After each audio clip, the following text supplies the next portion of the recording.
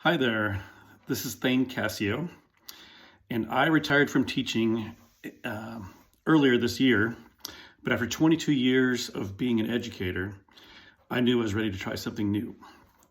My wife was burned out in her career as well, and she decided to vote herself off the corporate island. We chose to begin our new adventure together, and we launched our business called Entrepreneur. We love what we're doing, and today I wanted to begin sharing a review of one of my favorite books, in which I will review the book twice a week until complete.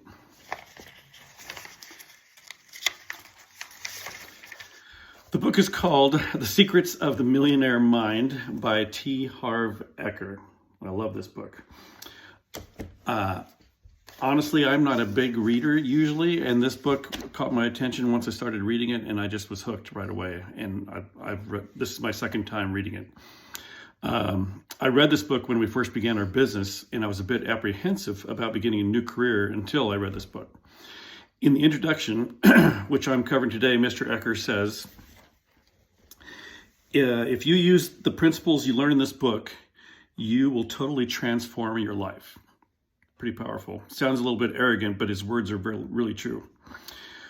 He also speaks about having the right mindset, and that if your subconscious financial blueprint is not set for success, nothing you learn, nothing you know, and nothing you do will make much of a difference.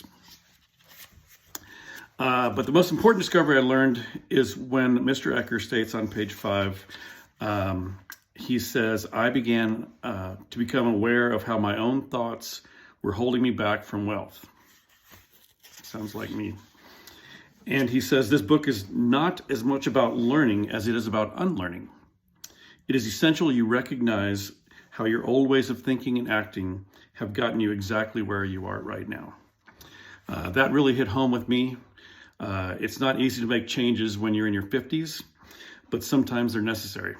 And that really hit home with me.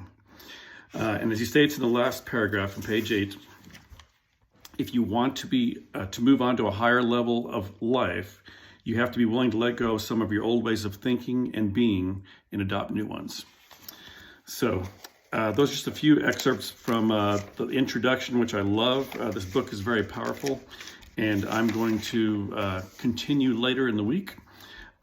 Thanks for joining me, and I will review part 1 with you next time. Have a great day. Thanks.